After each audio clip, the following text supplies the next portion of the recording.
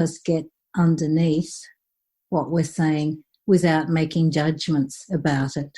So without assuming that we know what the other person is saying, for instance, we try to ask questions that will help open it up for them to look at what's underneath. So, for instance, if I say to you, I'm optimistic about my teaching this year, which I'll probably never say, Don.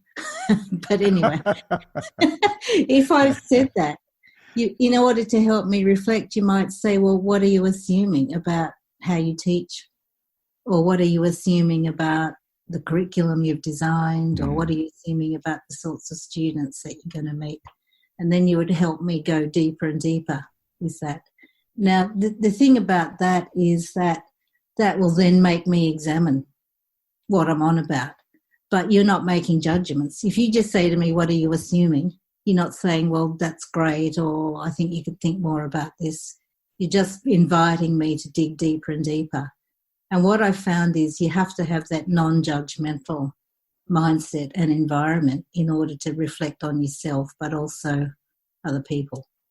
Because once you decide something's good or bad, then that kind of closes it. Does that make sense? All right? Yeah, it does. And I'm thinking about this in a personal as well as a global sense. When you look at what's going on around the world, how does that play out in the conversations that we're having, or in this case, in many cases, not having? That's another good question, because when you analyse a lot of conversations, you can almost see people sizing each other's content up to place them in a box in terms of some kind of category that is or isn't. Is that a human need? You know, I've deliberated long on this. I think it's definitely a social need, because I think that we need to categorise our world in order to, wend our way through it and have guidelines for how we act. I think the problem is then if we mistake the categories for reality, then we're stuck, because those categories may not always fit every situation we get into. And in a way, formal theory is a way of categorising. I'm a Durkheimian, or, I'm a Foucauldian or whatever, is a way of categorising who I am and also people thinking. So I think, I'm not sure if it's a human need, but it's definitely a socially inherited kind of thing that we do. And then we do it around all sorts of things, like race or age or gender, and I can go on. You don't need me to go on, but we categorise in so many different ways. And I think the problem is once we start categorising, we're not open to other categories, for a start. And we're also limiting what we see because we're putting a pre-imposed lens on it. And then a conversation can be shut down because we've already assumed what category that person is or what category their thinking is, and we have othered it. We've defined it as somehow different from our position. And then that makes it very difficult to understand the other person in depth. So I would say having a good conversation means you have to suspend your judgment and suspend categorising to some extent. So is it part of that deconstructing our values and beliefs, or suspending? I would probably have said suspending in order to deconstruct. But always with critical reflection, you also need to reconstruct. And I think that sometimes is the bit that's missing when we talk about deconstruction. I would say you always deconstruct in order to reconstruct. One of your comments that I read about was many people say that they critically reflect, but they can't tell you what that is, or they can't tell you the process. Can you explain what you've learned? I've designed the process as one basically based on Donald Schoen's work, which is looking for assumptions, but how do you do that? Okay.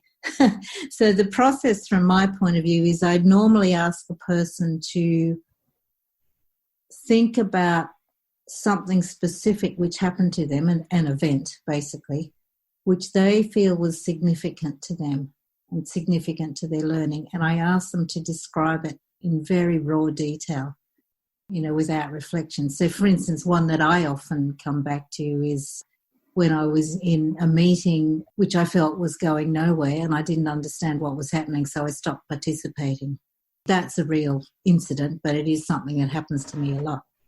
Then the reflection is based on a number of different theories, and I won't go into those in detail, but the reflection then is designed to ask you questions that will help you think about, well, what were my assumptions about meetings, for instance? What was my assumption about participation that made me stop participating, for instance? What did I think the purpose of meetings was? Okay. Now you can see all of those questions are not judgmental, but they are designed to help me think further.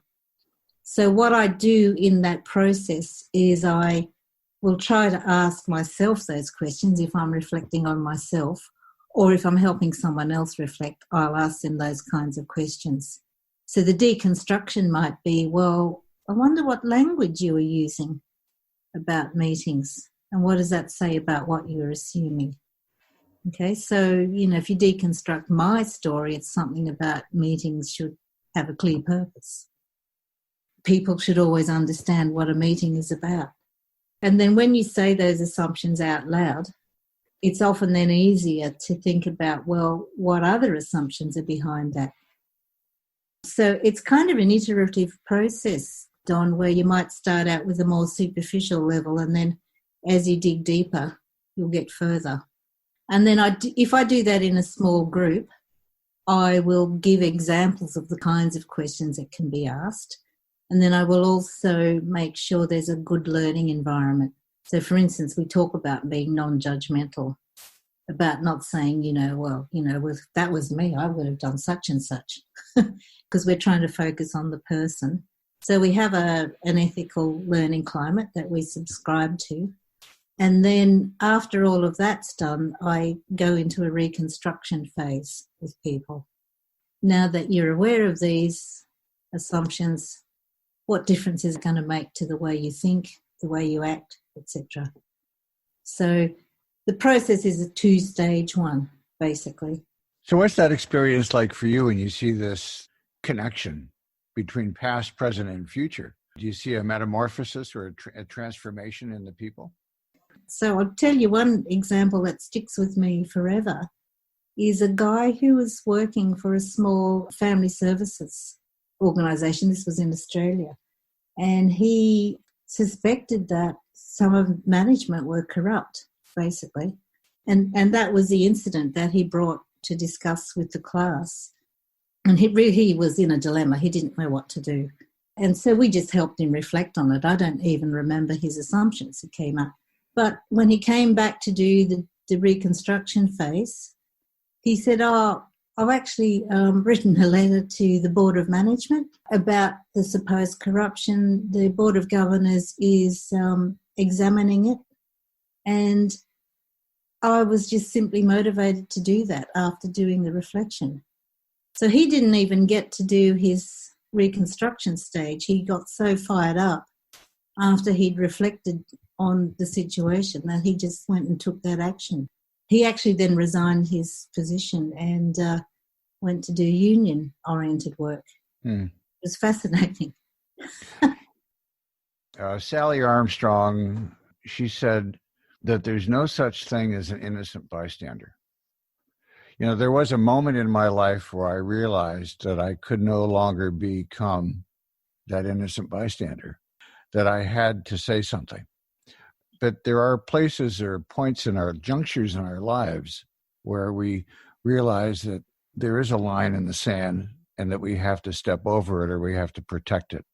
So this sounds like one of those moments for him. Yeah. Well, although I will say, I'll just give you another example, and I think these are all still transformative. But a lot of if I teach critical reflection at a university in social work, a lot of the students will be young women.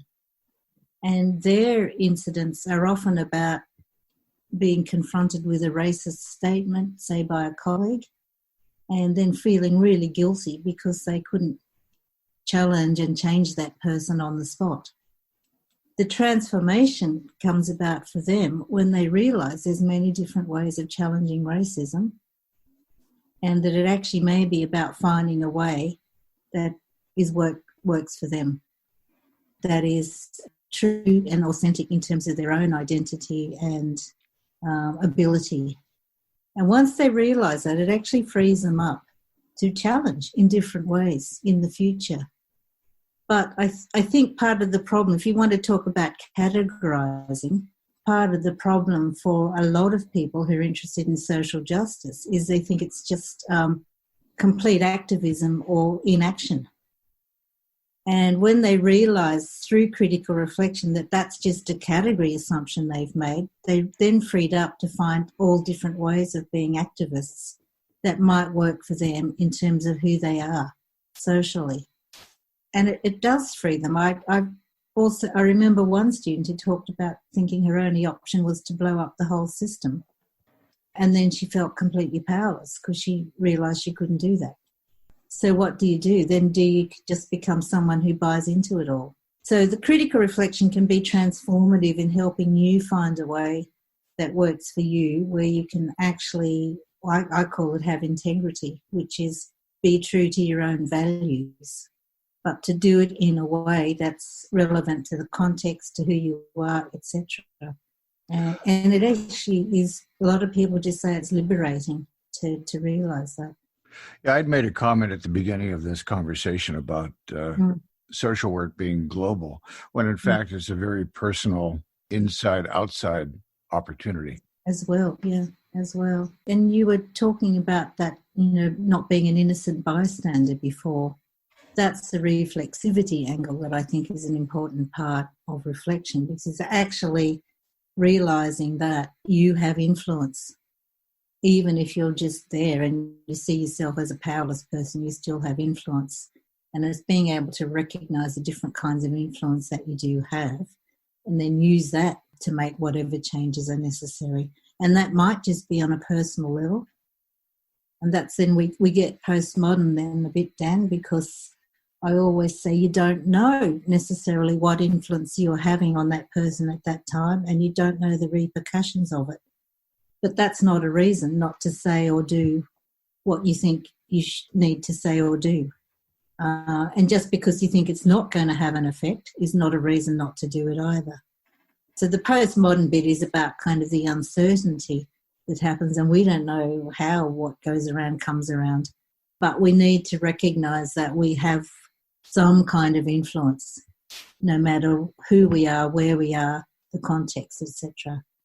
And that's often hard for students to accept because they see themselves as being quite powerless in the scheme of things. I was introduced to you when I was taking a course at UBC that was titled Shock, Agency, and Systems Change. And it was all about the United Nations 17 Sustainable Development Goals. And I couldn't figure out, what do you have to do with this? And of course, having this conversation, it all becomes perfectly clear. So it was a wonderful introduction to your work. How do we make this skill or this practice more common? How do we start to have meaningful conversations with each other? Yeah, another lovely question, because I think it does come down to kind of just modelling some of this in our everyday interactions.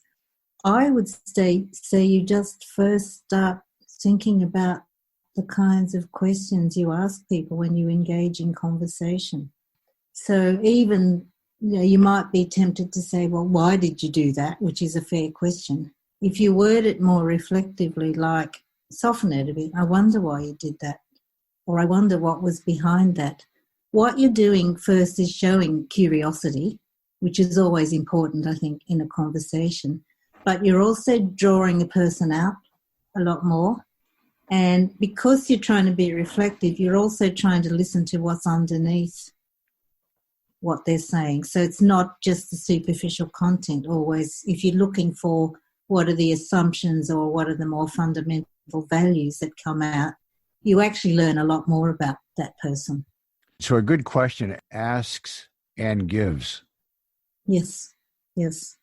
And actually, I think the art of being reflective in conversation, one is asking questions that allow the person to be drawn out more, but also allows them to become more aware of and articulate what they're on about. But then then that allows you to connect in better ways with them. You know, I did an exercise once